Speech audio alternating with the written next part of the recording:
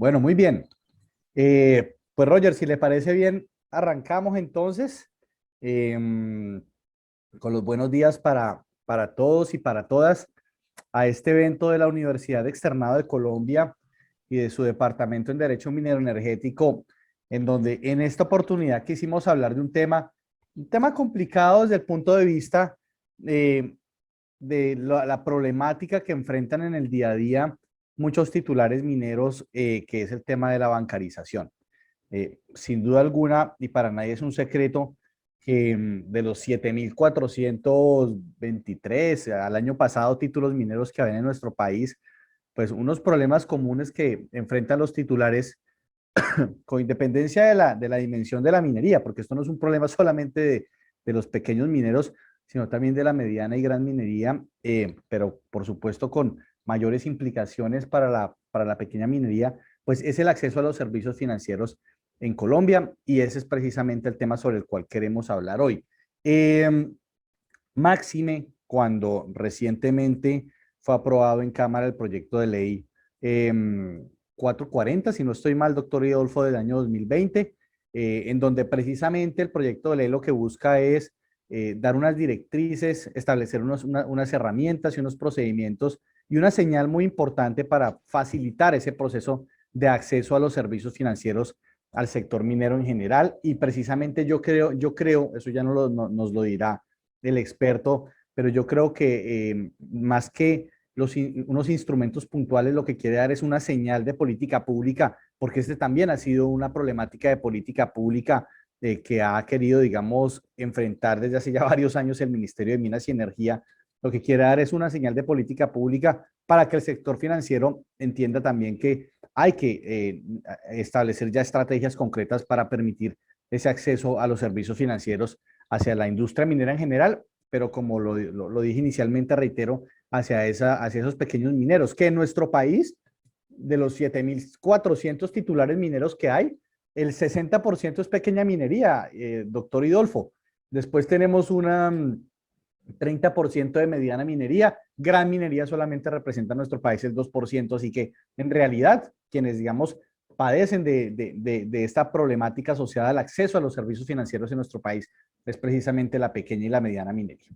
Y para ello entonces quisimos invitar a un colega y amigo de la casa, al doctor Idolfo Romero, quien es abogado de la Universidad del Colegio Mayor Nuestra Señora del Rosario, cuenta con una maestría en FinTech e innovación financiera de la Universidad Politécnica de Cataluña, socio en la firma Romero Consultores Asociados y, por supuesto, docente también invitado de esta casa, la Universidad Externado de Colombia. Y de antemano le doy las gracias, doctor Idolfo, por su presencia, por haber aceptado en la invitación. Y bueno, el auditorio es suyo, así que adelante. Estamos empezando 8:09, vamos a estar, la idea es hasta las 9:10, 9:15 máximo, con preguntas para que sea una sesión muy ágil. Así que adelante. Y de nuevo, bienvenido y muchas gracias. Vale, doctor Milton, y a todos los asistentes, muchas gracias. Siempre será un buen motivo para madrugar estar aquí con ustedes en este evento. Bueno, si me permiten compartir pantalla, ustedes me confirman si la están viendo. Sí, señor. Todo en orden. Ok, perfecto. Entonces voy aquí a maximizar la pantalla. Tal como usted lo comentaba, doctor Milton, un poco lo que vamos a hablar hoy, en un lapso de tiempo de unos 45 minutos, trataré de ser lo más rápido, lo más expedito en avanzar, en explicarle hoy a su audiencia, a la audiencia del externado, de la universidad externado, o de qué hablamos cuando abordamos una temática relacionada con la bancabilidad de la industria minera. Entonces, para empezar, hay como tres cosas que debemos tener claro. Uno, pues que primero debemos analizar cuál es la metodología que, que va a tomar el sector para poder comprender la información comercial que está ofreciendo hoy al sector financiero. Segundo, pues cuáles pueden ser las fórmulas, las rutas comerciales o las rutas jurídicas para poder aumentar esa confianza comercial en los servicios que ofrece hoy el sector financiero al usuario del sector minero. Y lo otro que vamos a hablar, que es, creo yo, en último lugar, pero no menos importante, todo lo relacionado a la autorregulación. Porque la autorregulación, tal como lo decía el doctor Milton, hay una falencia hoy en día en identificar cuáles son las políticas públicas relacionadas con este abordaje en la conversación del sector financiero. Pero además de eso, hay otro asunto todavía mucho más de base que debemos relacionarlo con la autorregulación del sector. Entonces, esas son como por decirlo de esa manera, el marco teórico de esta presentación, doctor Milton. Entonces, comenzaremos, vamos a mirar cuáles son las temáticas que vamos a hablar acá, vamos a mirar cuál es la relevancia de esta conversación en el contexto comercial del sector minero y cuál es su impacto en la cadena de suministro de minerales. Vamos a revisar un poco en esta conversación, un poco quién es quién. Es decir, cómo identificamos a los actores, a los eslabones de la cadena de suministro en la generación de valor agregado. Y eso es importante para saber cómo o el sector financiero revisa, relaciona o estudia un sector o por qué razones deja de prestarle servicios a un sector de manera transversal. Vamos a mirar algunos ejemplos en esta conversación. Vamos a un poco a señalar para dónde vamos, qué pasos tenemos que dar a luces de la última resolución de la Superintendencia de Sociedades, la resolución 100 relacionada con el Sagrilaf minero, con el Sagrilaf y cómo lo podemos adaptar al tema minero. Vamos a revisar cuáles son las regulaciones sobre este tema, cuál es el panorama local en materia de regulación, cuál es el panorama internacional sobre regulación en materia de buenas prácticas, restricciones comerciales, y eso qué impacto tiene dentro de la inclusión financiera del sector minero.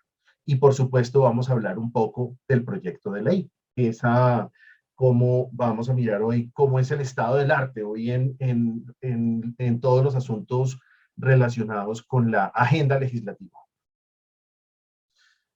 Vamos a proponer un punto de inicio para mirar cómo podemos analizar este sector desde el punto de vista de la exposición del riesgo. Desde el punto de vista de inclusión financiera, vamos a mirar cuál es la relación que hay entre tener un activo minero y cómo puede ser la ruta para convertirlo en un producto financiero, que ese es otro asunto que debemos diferenciar en la conversación, el servicio bancario versus la actividad financiera como tal. Vamos a proponer cuál puede ser un eventual modelo que permita enfocar o resaltar el usuario minero y mirar con un ejemplo concreto qué oportunidades hoy con regulación existente podemos revisar. Entonces, eso es lo que vamos en términos generales hoy a revisar, que es básicamente organizar una conversación sobre bancabilidad en el sector.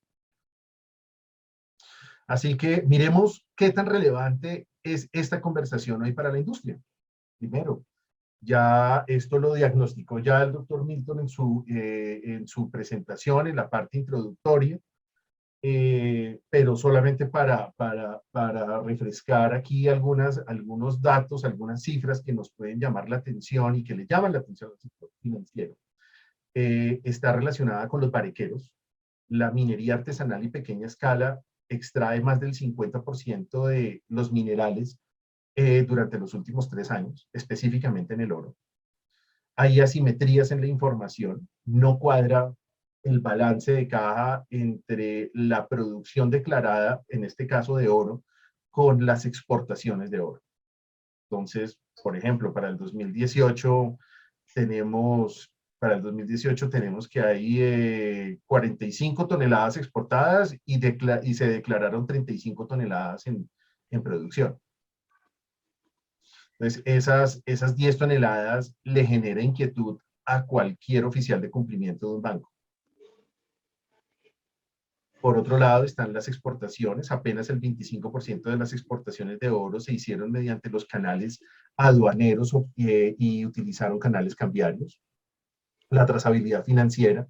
Subsiste una transaccionalidad en efectivo muy alta. Y las importaciones. Ya Colombia se convirtió en una plataforma de comercialización de oro de otros países. Podemos ver casos como minerales que vienen de Venezuela y utilizan plataforma como el sector minero colombiano como plataforma para hacer la legalización de su exportación. Entonces, con este panorama, pues ya de entrada es un panorama, es una radiografía que no genera la suficiente confianza para el sector bancario en la prestación de servicios. Y sobre este punto, pues ya miren las cifras que se manejan. Para el 2020, aquí tenemos cómo ha sido en el 2012, se exportaron aproximadamente 3.3 billones de dólares. Y al 2020, apenas para el cierre de octubre del 2020, apenas habían 111 millones de dólares exportados en oro. Entonces, fíjense que los canales legales, los canales cambiarios, se han reducido. ¿Qué ha pasado con esto? Un poco la pregunta de fondo es, ¿esto implica que se ha reducido la producción de oro? ¿O hay una producción de oro que todavía no ha sido declarada y que los que están declarando hoy va en ascenso o están disminuyendo? Sin embargo, lo que dice el Banco de la República, que digamos en los últimos 8 años, o en el periodo de 2012 a 2020, el Banco de la República registró como operaciones cambiarias aproximadamente 15 billones de dólares en exportaciones de oro. Eso es un rubro muy importante, sobre todo cuando tenemos acá que las grandes empresas mineras, las grandes productoras, no son las que están exportando. Las que están exportando son comercializadoras internacionales. Aquí podemos ver, por ejemplo, para 2019 cómo se estaba comportando el mercado, y aquí vemos que de las 10 compañías más grandes de exportadoras de oro, apenas 3 están en la producción.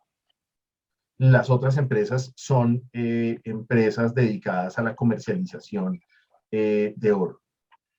Entonces, eso hay que explicarlo. Esto por sí mismo no es ni bueno ni malo, simplemente hay que explicarlo, hay que entender cómo funciona esto, y creo yo que ese camino a la autorregulación puede ser una buena salida para poder explicar cómo funciona este mercado de manera interna. Pero ¿cómo lo hacemos? Entonces, en primer lugar, pues acá nos toca empezar a identificar quiénes actúan dentro de las cadenas de valor. Entonces, vamos a ver algunos ejemplos. Primero, acá está la cadena de suministro minera. Esta es una cadena de suministro típica relacionada con una cadena de suministro tradicional, donde apenas estamos enfocándonos en los mineros a gran escala y las comercializadoras internacionales.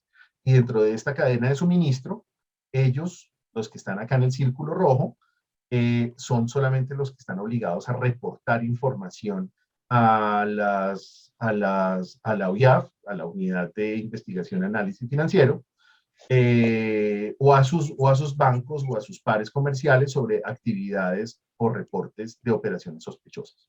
Más adelante vamos a hablar en qué consisten esas operaciones sospechosas y por qué se llaman así. Pero digamos que esta es un poco como nosotros vemos una cadena de suministro. Pero un banco ve la cadena de suministro de la siguiente forma. Así lo ve los oficiales de cumplimiento. Entonces, fíjense que nosotros vemos acá un minero a mediana escala, tiene su relación con una comercializadora internacional y después lo exporta a través de una CI. Eso es, digamos, y se nos acabó para nosotros la actividad minera, pero no para un oficial de cumplimiento.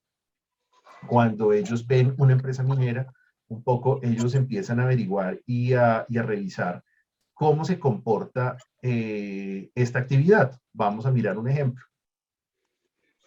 En este caso, vamos a revisar, miremos como ejemplo, una pequeña explotación minera. Entonces, la pequeña explotación minera, pues, está dentro del sector de desarrollo minero primario. Y para que exista una pequeña explotación minera, pues este señor tuvo que haber pagado a proveedores de insumos, de maquinaria, eventualmente personal técnico o asesores, contables, financieros, tributarios, legales.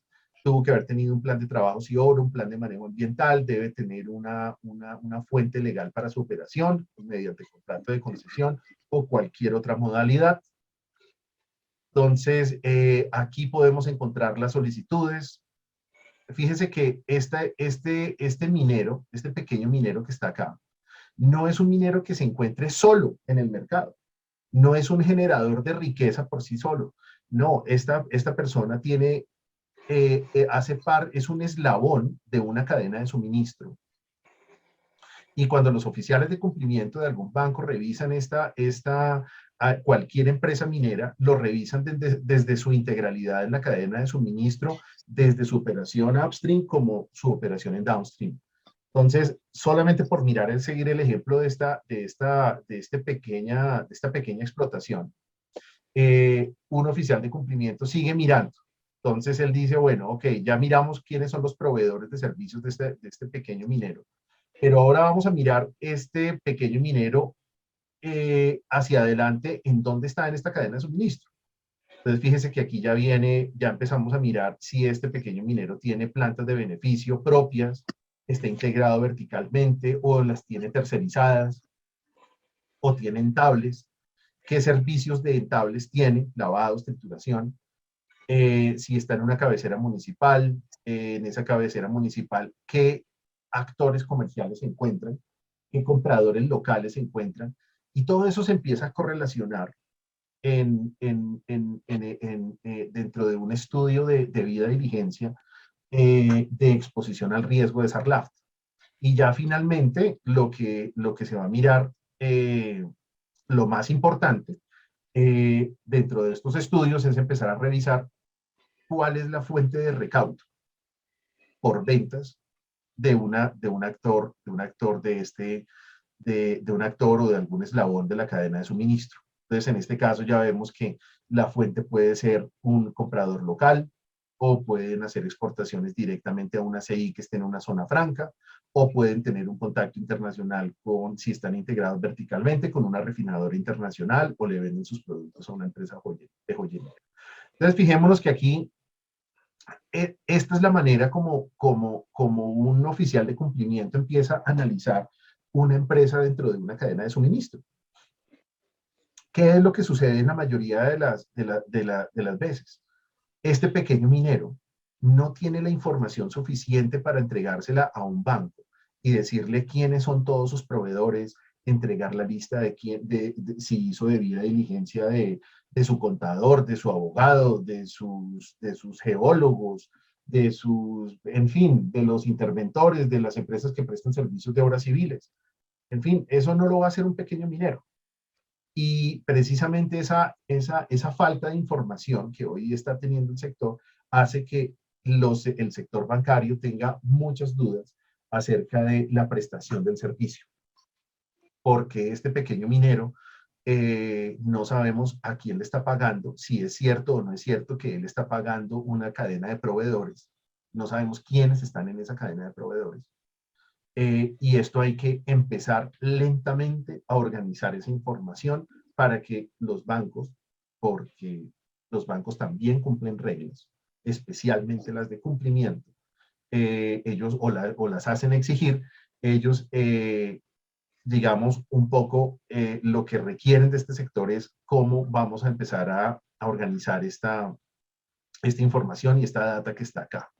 Entonces, fíjese que ya después de analizado este cuadro, ya empezamos a mirar cuál es la calificación de riesgo global en SARLAF. o es decir, la exposición al lavado de activos y financiación del terrorismo. Entonces, fíjense que cuando ya en una comercializadora internacional o una empresa de joyería, aquí el riesgo es medio. Aquí ya no está el problema. El problema comienza a verse cuando empiezan a mirar esas zonas grises en el momento del estudio o de señalar quiénes son los miembros de la cadena de suministro. Y aquí vemos que hay un riesgo alto en cada una de estas etapas. Esto no, de nuevo, no quiere decir que esto sea bueno o malo, simplemente que hay un riesgo de exposición a la financiación directa o indirecta de lavado de activos y financiación del terrorismo. Pero para eso se deben hacer estas diagramas para poder ubicar en dónde está su empresa. Si en este momento aquí en la audiencia se encuentran empresarios mineros o asesores del sector, sería muy interesante que ustedes hicieran la pregunta, ¿en dónde está mi cliente o en dónde estoy yo dentro de esta cadena de suministro? ¿Y qué puedo hacer? ¿Y cuál es mi relación con el sector bancario desde su punto de vista? De pronto un proveedor de obras civiles no tiene problemas con el sector bancario, pero eventualmente sí ha tenido problemas de recibir pagos pagos de algún cliente minero. Entonces, fíjense que es muy bueno que ustedes ubiquen su actividad dentro de una cadena de valor. Ahora, ¿cómo ven las cadenas de valor ya un banco? Tuvimos la oportunidad hace un tiempo de elaborar un modelo funcional con una entidad financiera donde se analizaban cuáles pueden ser los aspectos principales al momento de elaborar dispersiones o al momento de hacer los análisis de dispersiones de efectivo. Ellos lo llaman cash in y cash out. Básicamente es cuál es el análisis de dónde viene el dinero y hacia dónde sale el dinero. Entonces, desde el punto de vista del banco, a ellos lo que les interesa es, bueno, el titular minero tiene unos ingresos y tiene que hacer unos pagos. Estos pagos, vamos a empezar al revés, vamos a hacer el cash out. Entonces, estos pagos, ya hoy, por lo menos en esa entidad, ya saben que estos pagos, hay pagos que no generan riesgos al LAF. Por ejemplo, pagar las obligaciones de un título minero. Esos son pagos que van a entidades públicas. Estudios técnicos. Estos son, digamos, es palpable, es poderlo ver y pedir comprobaciones en campo sobre este tipo de estudios. Pagar una nómina, igual. Entonces, digamos que ya ellos, digamos, esta entidad ya empezó a entender que hay algunos pagos que no requieren mayor exigencia por parte de las oficinas internas de cumplimiento, como pagar un impuesto, bienes, en fin, obras civiles, etcétera. Entonces empezamos a disgregar cuáles son los pagos necesarios dentro del ciclo minero. Y empezamos a mirar acá en exploración, en dónde necesitamos estos pagos, en explotación, en transformación. Entonces fíjense que ya en transformación muy pocos estudios técnicos se necesitan o serán muy puntuales. Las obras civiles, ya digamos las obras civiles son en su mayoría internas, pero si una empresa está ya transformando mineral y va a hacer una mega obra civil, pues esto ya llama la atención. Entonces ya empieza a tornarse por lo menos inusual esa actividad. Lo mismo en su etapa de comercialización. Un comercializador no necesita hacer una obra civil para poder hacer el recaudo por ventas del producto. Entonces, si lo llega a declarar en algún momento una transferencia por ese concepto, pues ya va a haber una operación inusual o sospechosa.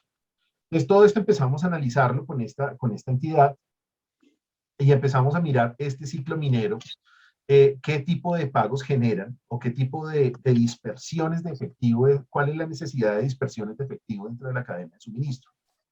Y por otro lado, ya empezamos a mirar, bueno, ahora, ¿cómo se financia esto? Entonces, esto se financia pues, dependiendo la etapa donde se encuentra el proyecto, En este caso, el ejemplo que yo les traje a ustedes es un proyecto ya maduro, y en este caso, pues el proyecto se financia a partir del recaudo por ventas, es decir, por comercio exterior. Entonces, se financia por sus ventas en comercializadoras internacionales y por refinadoras internacionales. Y aquí encontramos un punto que ya está fuera de la órbita del banco, que se llama monetización. Entonces, las monetizaciones o lo que conocemos por monetizaciones, es el ingreso de divisas extranjeras que ingresan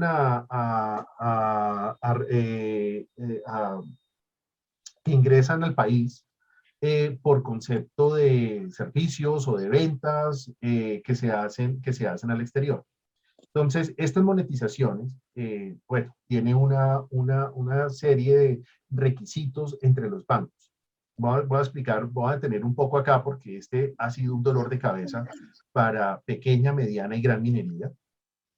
¿Cómo funciona esto?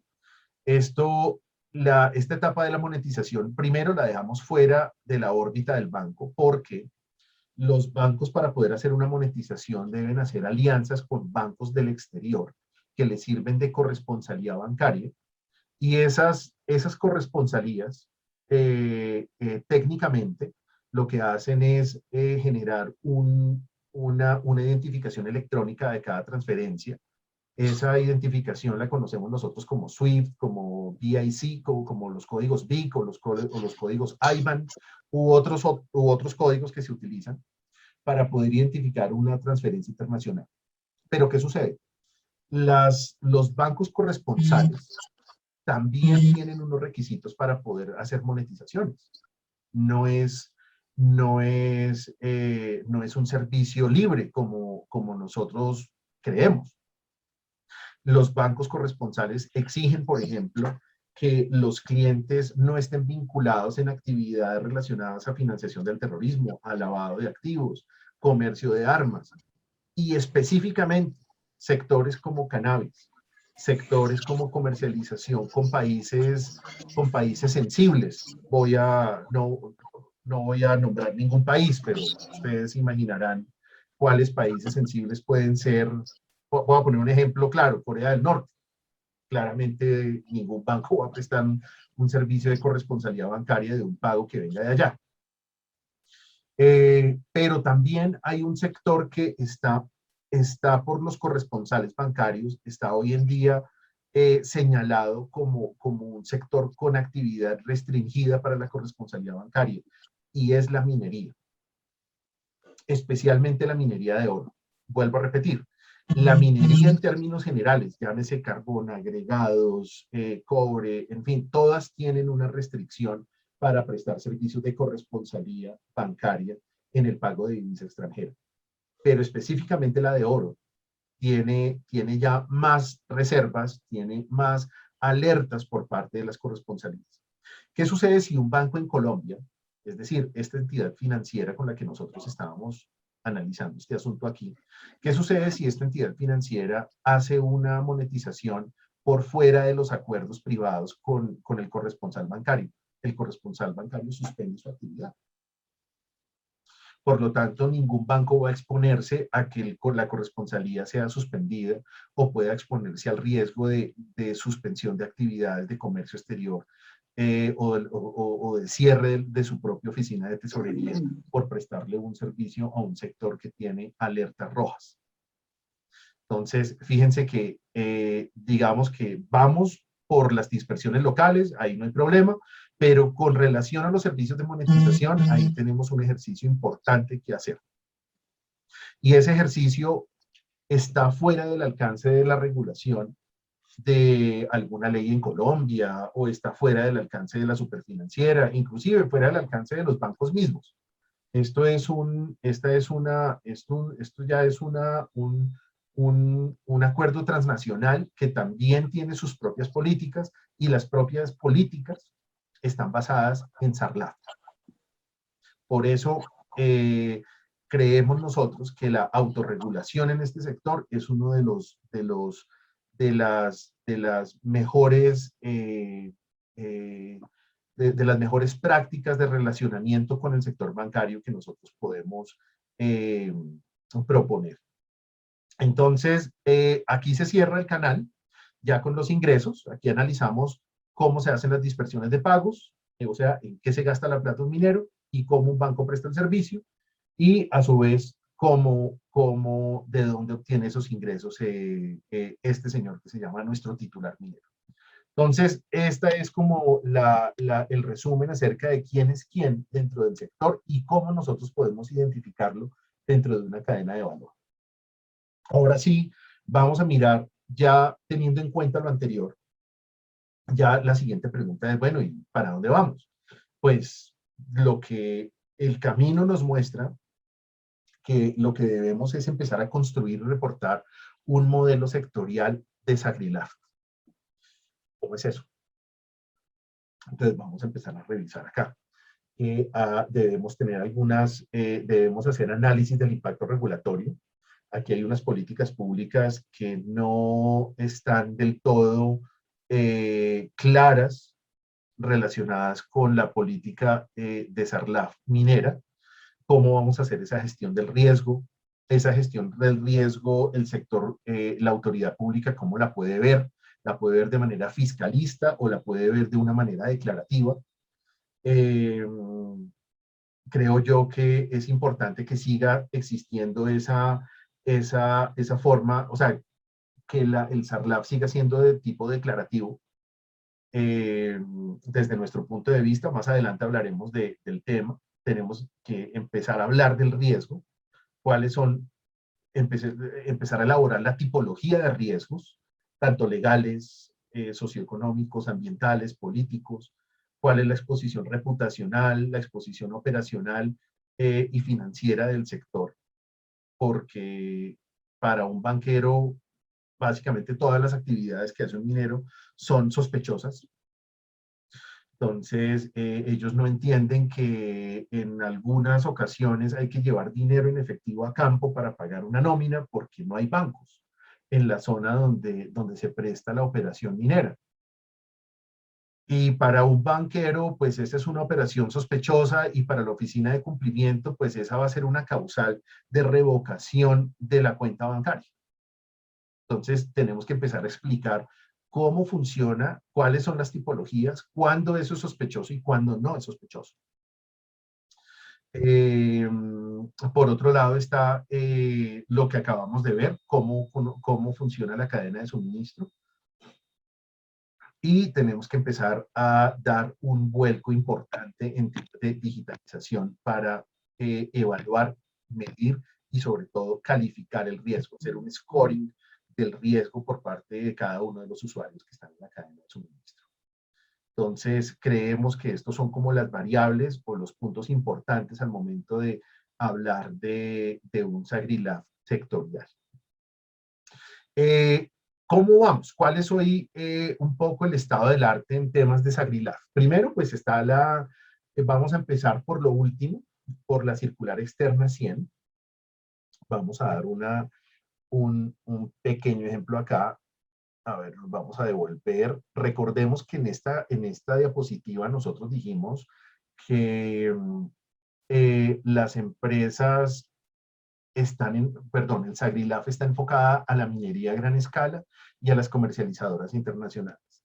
Ahora, la Superintendencia de Sociedades ahora lo que hizo fue pasar la obligación de tener SARLAF de estas empresas y las empieza a dispersar a toda la cadena de suministro. Es decir, ahora todos somos obligados. ¿Pero quiénes específicamente? Entonces, uno, las sociedades comerciales, empresas unipersonales, sucursales de sociedad extranjera, sujeta a vigilancia o control de las supersociedades, esas son obligadas, pero sobre todo las empresas de comercialización de metales y comercialización de piedras preciosas. Ahí ya entran todas, no importa el tamaño que tengan, desde que sea desde que dentro de su objeto social tenga comercialización de metales y piedras preciosas, ahí ya son obligados a tener este sistema de autogestión del riesgo, de lavado de activos y financiación del terrorismo, mediante las circulares externas y otros reglamentarios que han salido de la Superintendencia de Sociedades. ¿Qué requisitos hay? Pues bueno, primero las empresas que tengan, bueno, estos son los obligados directos, pero las otras empresas del sector minero que no sean de metales y que no sean de piedras preciosas, serán obligadas inmediatas cuando en sus ingresos o activos totales superen 26.000 millones. O cuando sus activos sean igual o superiores al 31 de diciembre del 2020, superiores a 4.300 millones de pesos. O cuando los ingresos por ventas sean superiores a 2.630 millones de pesos. Entonces, en ese caso, entran dentro del régimen de autocontrol y gestión integral, o entrarán al régimen de medidas mínimas. Este sistema de autocontrol, ¿en qué se diferencia el régimen de autocontrol y el régimen de medidas mínimas? Que el régimen de autocontrol y gestión del riesgo integral tiene un proceso de reporte automático ante la Superintendencia de Sociedades y ante la UIAF por todas las actividades comerciales que hagan. Y el régimen de medidas mínimas, no, y dentro del régimen de autocontrol es necesario tener una oficina de cumplimiento y un funcionario dentro de la oficina de cumplimiento nombrado por el órgano social de cada una de las empresas. Y el régimen de medidas mínimas, pues ya es un poco más flexible con el tema del oficial de cumplimiento. Ya, digamos, ese oficial de cumplimiento lo pueden dispersar en otros funcionarios de la empresa, pero el deber de reportar operaciones sospechosas seguirá de manera obligatoria para los abogados de dicha empresa, para los contadores, revisores fiscales, miembros de junta directiva de cada una de las compañías. Entonces, no por ser de régimen de medidas mínimas, significa que sea más laxo o flexible o que pierda rigurosidad. No, son igual de rigurosos ambos. Lo único es que hay una carga en nómina, la una mucho más fuerte que la otra. Pero ambos son igual de fuertes. El plazo para la implementación se vence para el 31 de agosto del 2021. Y la sanción por incumplimiento en la elaboración de estos agrilab internos para las empresas mineras pueden ascender hasta aproximadamente 180 millones de pesos. Esto es lo que debemos saber con relación al Sagrilab. Pero bueno, yo aquí estoy de verdad resumiendo un asunto mucho más extenso. Para mayores datos sobre este asunto, pues podrán contactarse con la Universidad Externado, quien podrá extender un poco las charlas hacia el futuro sobre esta temática. Bueno, ahora miremos qué regulaciones hay sobre este tema. Las regulaciones sobre este asunto, pues, son un poco, a ver, veamos. Entonces, miramos un poco acá cuáles son las regulaciones nacionales, cuáles son las regulaciones internacionales. Aquí tenemos la resolución, estamos poniendo acá como ejemplo algunas regulaciones nacionales que son, bueno, comparémoslas acerca de lo que implica estas regulaciones para el sector internacional. ¿En qué significa esta resolución del 40-103 del 2017? Dice básicamente que todas las personas pueden explotar este nivel de minerales sin tener licencia minera o sin tener licencia ambiental. Y lo conocemos en el sector como la resolución que establece los volúmenes o los topes de producción para la minería de subsistencia. Esto existe, esto es cierto. Voy a poner acá un ejemplo. Por ejemplo, los metales preciosos. Cada barequero por año tiene un cupo máximo de explotación de 420 gramos, casi una libra anuales de producción. Por otro lado, viene el Plan Nacional de Desarrollo, de la vigencia 2018-2022, y en ese plan de desarrollo, pues, dice el Plan Nacional de Desarrollo que se le debe autorizar ambientalmente las operaciones por plantas de procesamiento móviles para la obtención de oro de libre de mercurio. Bueno, celebramos que la misma ley esté diciendo que sean libres de mercurio, pero fortaleció la explotación sin fuente legal o sin fuente ambiental. Ahora, ¿qué nos dice la regulación internacional? Para que ustedes comprendan un poco cuáles son las asimetrías regulatorias que tenemos. Entonces, por otro lado, viene la normativa de minerales de conflicto de Estados Unidos, Comisión de Valores, más conocida, la ley con la normativa de minerales de conflicto, sección 1502, más conocida como la ley Dodd-Frank. ¿Qué dice esta ley? Esta ley dice que las empresas que cotizan en bolsa, ojo con esto, que es un dato importante en temas de inclusión financiera.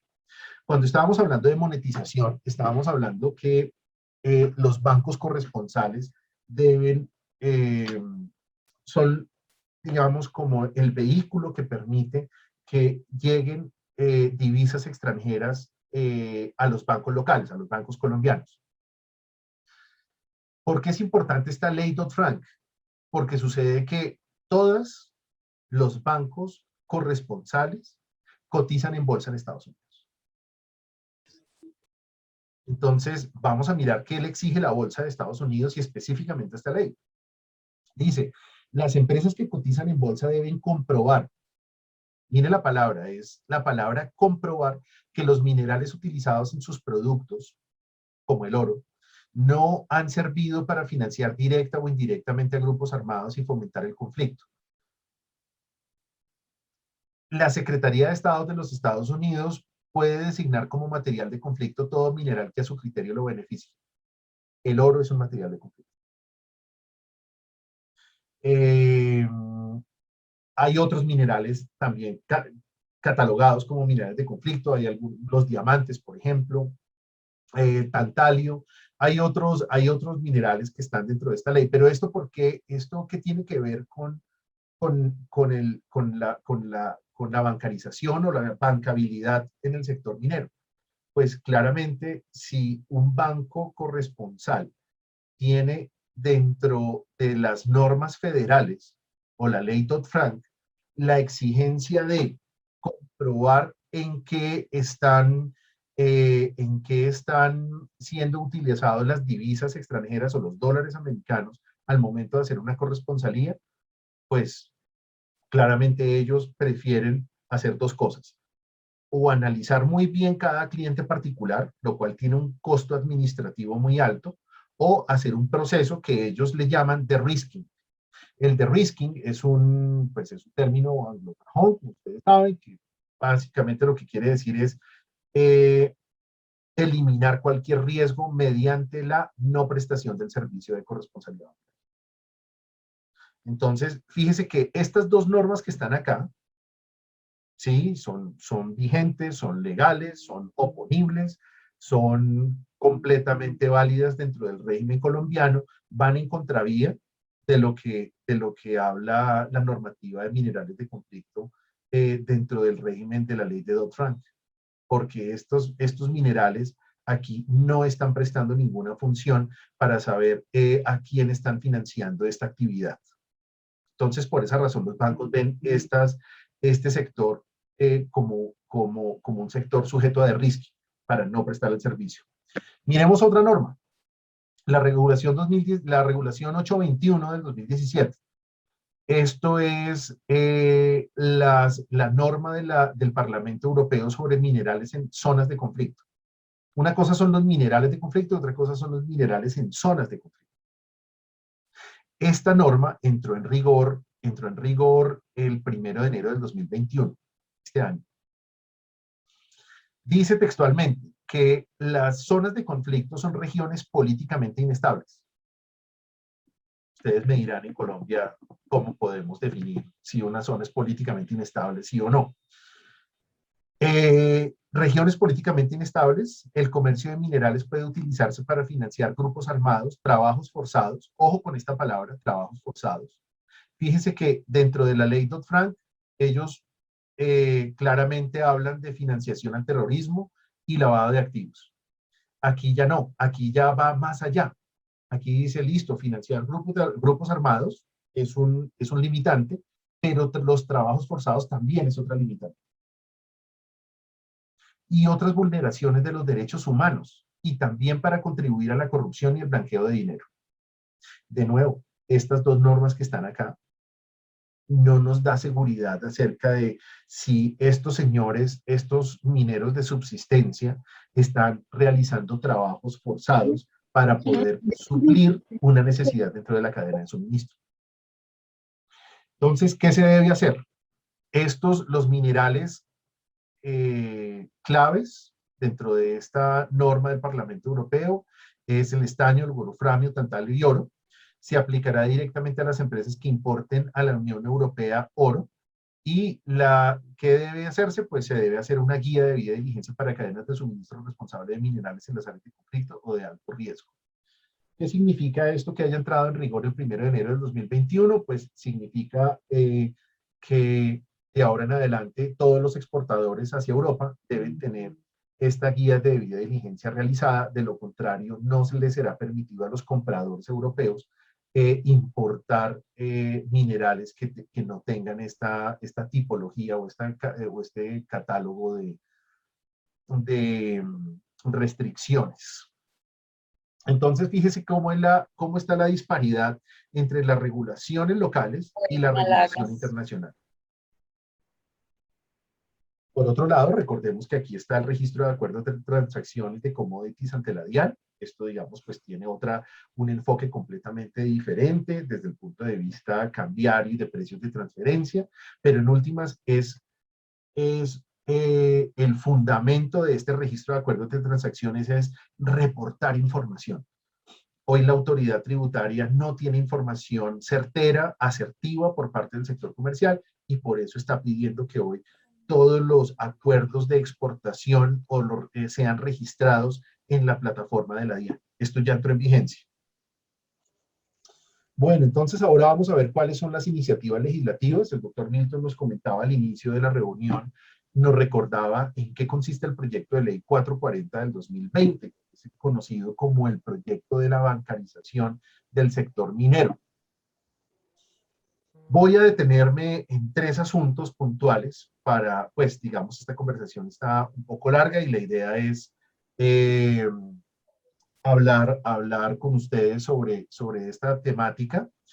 Pero rápidamente sobre este tema del proyecto de ley 440 podemos decir 2 cosas. Uno, que este proyecto de ley está enfocado para que el servicio financiero sea prestado a titulares mineros, subcontratistas de formalización minera. Y acabamos de ver que hay una cadena de suministro que es mucho más amplia que la de los titulares mineros. Entendemos el enfoque, la buena intención de la norma relacionada a que los titulares mineros, es decir, quien tenga un contrato de concesión tenga preferencia en la prestación del servicio financiero. Entendemos esa lógica, pero hay que entender que el titular minero es apenas un eslabón dentro de una cadena de suministro. Y muchas veces son esos otros eslabones de la cadena de suministro a quienes hay que pagar y a quienes hay que recaudar dinero por parte de ventas, como ya les había comentado a ustedes, acerca de qué significan las dispersiones de pagos por parte del sector financiero. Entonces, vemos nosotros que este es un proyecto de ley restrictivo, es decir, aplica para muy pocas personas. Bueno, ya el tiempo se nos va agotando, vamos corriendo en esto. ¿Qué significa? Bueno, esto del artículo 6º del proyecto de ley habla de la vinculación del sistema financiero y asegurador. Entonces, voy a leer acá textualmente un asunto que está resaltado, la parte que me interesa comentarles a ustedes. Entonces, el sector financiero y asegurador y demás entidades del sector de servicios financieros vigiladas por la superfinanciera de naturaleza jurídica pública, no sabemos por qué, bueno, de naturaleza jurídica pública, tendrán que abrir La palabra es tendrán que abrir y mantener cuentas en sus entidades y otorgar los productos financieros transaccionales usuales. Creemos que la norma puede ser limitante en el sentido que le pretende obligar a las entidades bancarias a prestarle el servicio a los titulares mineros y a los subcontratistas. Por eso utiliza la palabra tendrán que abrir. ¿Cómo se obligará a las entidades para que tengan que abrir una cuenta bancaria? Bueno, pues ya veremos cómo lo reglamentará después el sector minas ese asunto para obligar a un banco a que abra una cuenta bancaria. Máxime cuando ya tenemos antecedentes jurisprudenciales relacionados a señalar que la actividad bancaria, a pesar de ser un servicio público, no es de obligatorio eh, no es obligatorio para los bancos abrirle cuentas bancarias a personas que no cumplan con los estándares mínimos o las políticas internas de los bancos. Hay ya sentencias unificadas en la Corte Constitucional hablando sobre esta temática. Sin embargo, aquí el proyecto de ley habla que debe exigírsele a los bancos abrir una cuenta bancaria. Bueno, ya lo miraremos. Me llama también la atención de que, pues, que sean las entidades financieras de naturaleza jurídica pública. No las hay. Hay entidades mixtas. Entonces, me llama la atención este tema para saber un poco a qué se refieren sobre este tema. Entonces, creo yo que puede ser un poco limitante. Tendremos que mirar qué facultades se otorga la ley para que sea regulado por el Ministerio de Minas o por las entidades que les haya otorgado competencia por vía legislativa. Ahora, otro asunto, el artículo 5º, que habla de la política de cumplimiento del sector minero. Este asunto importante.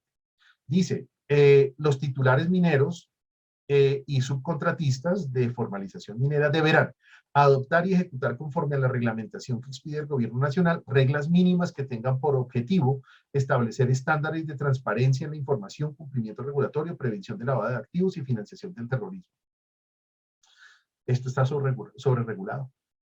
Acabamos de ver la resolución 100 del 2020 de la Superintendencia de Sociedades, donde ya exige esto. Y lo exige inclusive para más empresas del sector minero de lo que lo está haciendo el proyecto de ley. Así que vemos que en algunas cosas puede ser restrictivo, puede ser limitante y ya está hablando de asuntos que están sobreregulados. Eso es un poco de una manera muy sucinta, nuestros comentarios sobre este proyecto de ley. Bueno, vamos a ir muy rápido en este asunto. ¿Cómo se hace un SARLAB? Pues se debe hacer un diagnóstico inicial, se debe hacer un diagnóstico de gestión de administración del riesgo, una fase de implementación y por una cuarta fase final, una evaluación. En esto, ¿cómo se hace? Pues se debe hacer un diálogo corporativo, es decir, con todos los miembros de la junta directiva de las empresas interesadas. Debe haber algunos insumos, se diseñan unos diagramas de flujo y se empieza a elaborar el diagnóstico inicial de gestión del riesgo para identificar cuáles son los riesgos del titular minero frente a la exposición de lavado de activos. Esta fase 2, esto va a ser revisado también por los oficiales de cumplimiento de los bancos, ¿no? Porque ellos revisan cada una de estas etapas para saber ustedes cómo lo elaboraron, cómo lo revisaron, cómo construyeron cada una de las fases y posteriormente, pues, esto va a ser como un prerequisito para aperturas de cuentas bancarias. Lo otro ya es la definición del programa de gestión de riesgo. Estos son como los procesos o los elementos básicos para que debe contener el informe de gestión del riesgo. Voy a pasarlo rápidamente, me detuve hablando sobre otros temas, pero un poco, pues, voy a dejar esta presentación disponible con el debido permiso del doctor Milton para que ustedes puedan revisarla con más detenimiento. Sí, adelante, En esta doctor, tercera tranquilo. fase, gracias. Entonces, en esta tercera fase, pues entonces ya empezamos a mirar cómo son los niveles de implementación del programa, cuáles son los departamentos o las áreas de la empresa más expuestas al riesgo y cuáles van a ser la forma de apoyarlas, el seguimiento, la creación del área de gestión del riesgo si es necesario y la entrega de informe de resultados y sobre todo una metodología acerca de cómo se va a alimentar esas bases de datos. Ya la fase final está relacionada con una auditoría, una implementación del programa, acciones correctivas y un informe de auditoría. Digamos, esa es la forma como hoy, como se debe elaborar los protocolos de análisis de riesgo. ¿Por dónde empezamos? Ahora sí ya diferenciemos, cuando hablamos de bancabilidad, vamos a empezar a diferenciar acá en esta próxima diapositiva, a diferenciar lo que es el servicio bancario y lo que es el servicio financiero. Entonces, sobre el servicio financiero, aquí claramente debemos tener una ruta de reconversión de la actividad minera. Es decir, ¿cómo vamos nosotros a convertir el producto minero que tenemos en campo, en la mina, por nuestro minero, y cómo vamos a volver ese centro, ese patio de acopios, por poner un ejemplo, o poner esos recursos y reservas de la mina, cómo lo vamos a convertir en un producto financiero? Entonces vamos a poner acá algunos ejemplos. Escúchenme, vamos a poner acá unos ejemplos. Por ejemplo, de las existencias físicas de mineral. Aquí ya tenemos las garantías mobiliarias, hoy ya existen, más adelante hablaremos de eso. Podemos apalancarnos en los almacenes generales de depósito, títulos representativos de mercaderías. Fíjense que todo esto ya existe en las normas, no es necesario regular nada, no es necesario inventar normas, esto ya existe. Lo único que hay que hacer es cómo elaborar esa ruta de reconversión. Recursos y reservas mineras, asunto importante, transversal dentro del sector. Esto permite crear productos financieros adicionales a los que ya mencioné, específicamente si ya hay una mina que tenga recursos y reservas, pues ya podemos hablar de productos financieros no crediticios como la titularización minera o las titularizaciones no hipotecarias, o podemos hablar de cómo podemos nosotros hoy crear una empresa de financiamiento colaborativo especializada en minería.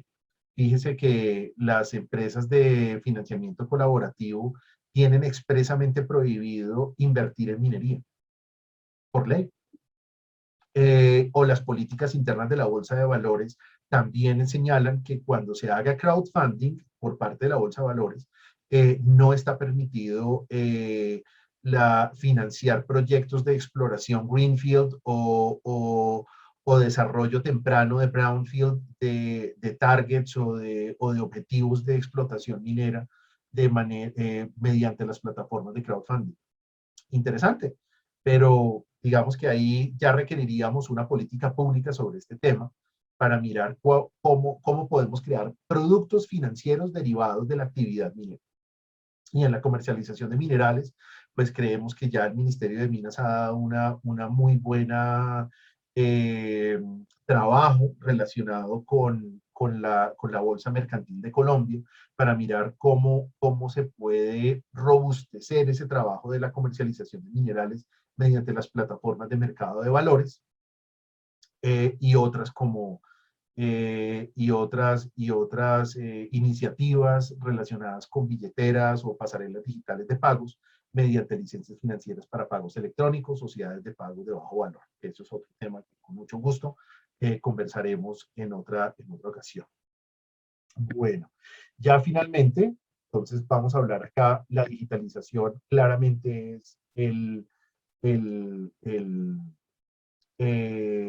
objetivo. La digitalización es algo que ahorra dinero, genera valor agregado y dentro del sector de minería, esta gráfica la hizo McKinsey y ellos encontraron que la minería es uno de los sectores que se están sumando a la ola de la digitalización y hay unos potenciales muy altos para prestar servicios de digitalización relacionados a canales transaccionales,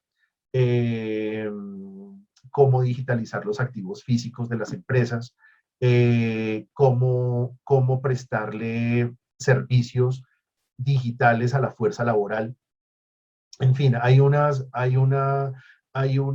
oportunidad muy grande en materia de digitalización del sector minero por razones de competitividad, productividad, reducción de costos y el mejor uso de los activos mineros. Eso es, digamos, la parte importante acá. La digitalización nos da a nosotros una facultad de hacer un mejor uso de los recursos y de las reservas. ¿Qué oportunidades hay acá? Hay un caso concreto. Bueno, ya vimos en la charla que podemos encontrar varias oportunidades dentro del sector, pero ya hay una que ya funciona. En lo particular, en nuestra oficina hemos hecho uso de esta figura, de esta herramienta que se llama garantías mobiliarias. Entonces, fíjese que las garantías mobiliarias es la nueva ley que derogó lo que conocíamos como prenda minera. Se derogó, eso ya, la prenda minera hoy ya no existe. Pero lo que sí podemos decir es que la prenda minera mejoró y se convirtió ahora en una garantía mobiliaria que, digamos, abarca muchos más temas que de los que abarcaba antes la figura de la prenda minera. Por ejemplo, podemos dejar en garantía los flujos de caja futuro representados en recursos y reservas. Y eso lo podemos dejar registrado en la Cámara de Comercio. Confecámaras hace el registro. Digamos, tiene ese registro, sirve para en algún momento futuro poder ejecutar la garantía y tener la prelación frente a otros acreedores, inclusive dentro de procesos judiciales. Entonces, esto es una herramienta muy importante para que los que estén interesados en invertir dentro del sector tengan una herramienta con seguridad jurídica para poder convertir su inversión en garantías registradas. ¿Qué más se puede registrar? Se puede registrar las acciones en una empresa, las comisiones de un negocio minero derivado de la venta de un título minero o de la venta de comercialización de commodities. Todo eso se puede dejar garantizado dentro de la garantía mobiliaria, incluyendo sus cuentas bancarias. Bienes muebles como las concesiones mineras. En general, todos los contratos que incluyan valor económico tienen el derecho a ser registrables dentro de este régimen de garantía mobiliaria. Y los derechos que se genere de algún negocio minero pueden también ser registrados dentro de este contrato de garantía mobiliaria. Así que esta es una oportunidad, por ejemplo, que ustedes ya pueden hacer uso de esta herramienta. Ya este es un caso concreto de cómo hoy ya la estructura jurídica en Colombia nos da una posibilidad de que la ruta de la financiación sea mucho más seguro para la entidad financiera que quiera invertir o, financiar, o para el inversionista que quiera hacer uso de sus recursos y hacer una inversión segura y garantizada y registrable en el régimen jurídico colombiano. Bueno, pues doctor Milton, yo creo que lo último que falta es agradecer la posibilidad que da la Universidad Externado de Colombia para poder hoy compartir conocimiento. Con esta diapositiva pues ya agoto la temática. La idea es agotar el tema y no al auditorio, doctor Milton. Entonces le agradezco mucho su invitación y a todos ustedes también agradezco inmensamente el espacio que han brindado. Así que si hay espacio para alguna inquietud, pregunta, Sí, con sí, mucho gusto. señor. Sí. Tenemos una pregunta y algunos comentarios en el chat. Las voy a leer en general y usted, digamos, si quiere, se refiere a alguna de ellas de manera puntual. La primera es una pregunta que hacen: si el valor para el autocontrol, y esto hacía referencia cuando usted estaba hablando de los sistemas SAGRILAF, si el valor para autocontrol es de 26 millones o 26.000 millones. Esa es una de ellas. La segunda es un par de precisiones que efectivamente el asistente tiene razón, que de manera adicional a la minería de subsistencia están autorizados para trabajar sin licencia las solicitudes de legalización y las ARE. Sí, eso se puede entender así también. Por otra parte, el proyecto de ley de bancarización, o sea, el 440 al que nos referimos inicialmente, fue modificado agregando a explotadores mineros autorizados y comercializadores. Sí, de acuerdo. Y por último, hay un comentario eh, que entiendo que también puede llegar a ser pregunta, es opciones reales de monetización hoy para el sector, pregunta, modelos cooperativos y o fiduciarios. Entonces, el doctor Idolfo tiene la palabra para que se pronuncie según su buen criterio.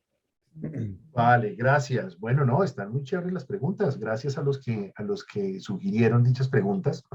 Bueno, perfectamente.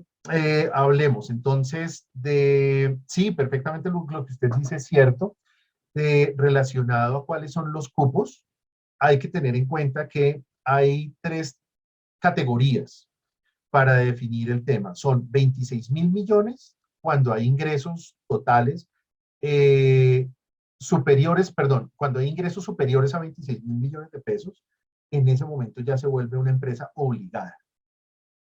Pero también hay otras. Por ejemplo, las empresas que tengan más de 4.300 millones en activos. Fíjense que la primera era ingresos, pues 26.000 millones en ingresos. Ahora en activos, si no tiene esos ingresos, ¿qué tal que tenga activos superiores a 4.300 millones? Entra como un obligado a tener Sagrilaft. En este caso, las empresas que tengan ingresos, eh, ingresos superiores a 2.600 millones de pesos entran dentro del régimen de medidas mínimas. Entonces, la de ingresos de 26.000 entra al régimen de autocontrol y gestión de riesgo, pero la que tenga ingresos superiores a 2.600 millones entra dentro del régimen de medidas mínimas. Es, digamos así, como está esa diferenciada, como esa categoría por ingresos, 26.000, activos o ingresos superiores a 2.600 millones de pesos. Es, digamos así, como yo entiendo la inquietud de la persona que me estaba comentando. Respecto del proyecto de ley 440, sí, efectivamente, ampliaron la última semana, fue aprobado el proyecto de ley y se amplió el margen a dos eslabones más de la cadena de suministro. Entonces estamos hablando titulares mineros, subcontratistas de formalización minera, comercializadores, pero los otros miembros de la cadena de suministro están hoy en día por fuera.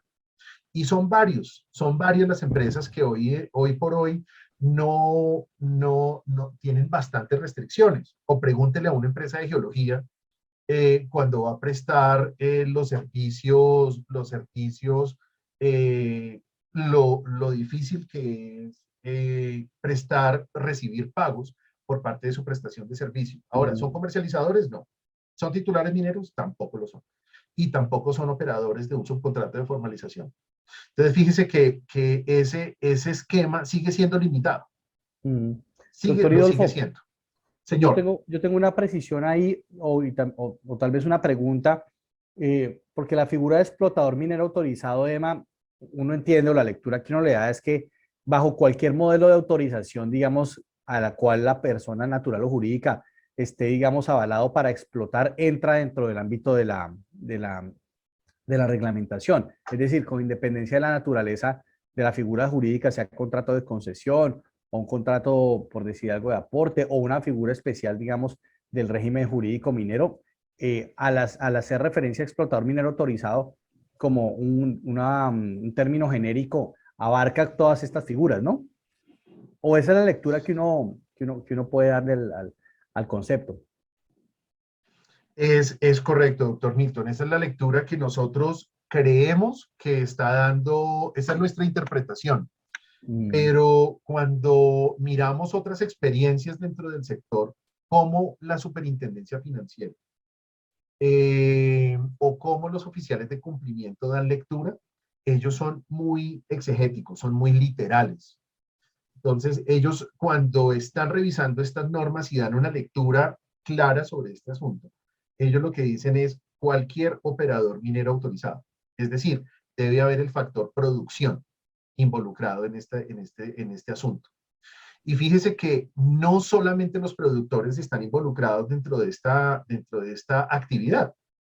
Hay otras empresas, como vimos anteriormente, que están involucradas dentro de la actividad minera, que hoy también están por fuera del sector, que tienen hoy problemas de monetización y no están hoy pudiendo acceder. Entonces yo creo que una revisión de esta ley para volverla un poco más general, que se hable de cadenas de suministro, es ahí, digamos, a donde voy con el comentario, con la crítica, es a que se hable de cadenas de suministro de minería responsable. Creería yo que esa puede ser un buen aporte hoy, un aporte crítico al proyecto de ley que estábamos conversando. Perfecto, perfecto. Había otra pregunta relacionada con monetización. Sí, Entonces, él hablaba de, me imagino yo, cuáles son las opciones reales de monetización hoy para el sector y da como ejemplo o propone modelos cooperativos y o fiduciarios. bueno, opciones reales de monetización